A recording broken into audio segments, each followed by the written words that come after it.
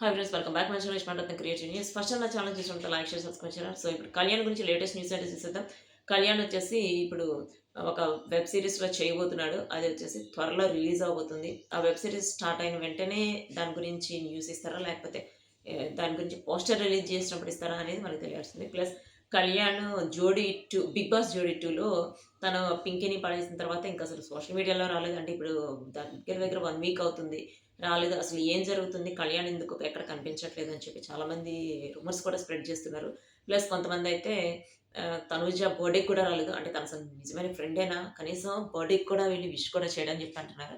తను బర్త్‌డేకి ఎళ్ళాడో లేదో మనకైతే తెలీదు గదా! సో, మనకందరి లేటెస్ట్ న్యూస్ ప్రకారం తను ఆల్రెడీ బర్త్‌డేకి వెళ్ళాడు. కానీ ఫోటోస్ అవేమీ వాళ్ళిద్దరు బయటికి రాకూడదనుకున్నారు కదా! సో, వాళ్ళు ఇద్దరు ఫోటోస్ అయితే బయటికి రాలేదు.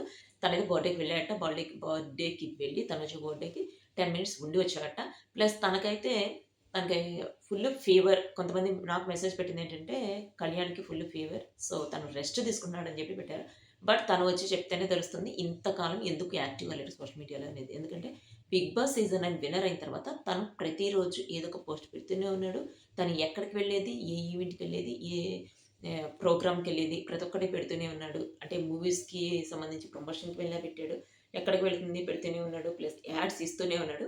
సో, ఇప్పుడు రాలేదు అంటే మేబీ తను ఆర్మీకి వెళ్ళి ఏమన్నా చెప్పాలని వెళ్ళాడా? లేకపోతే నిజంగానే హెల్త్ బాగాలేదా అనేది తను చెప్తేనే తెలుస్తుంది. సో, తను నుంచి వచ్చే న్యూస్ కోసం మనమైతే వెయిట్ చేద్దాం. మనమైతే రూమర్స్‌ని పుట్టించొద్దు.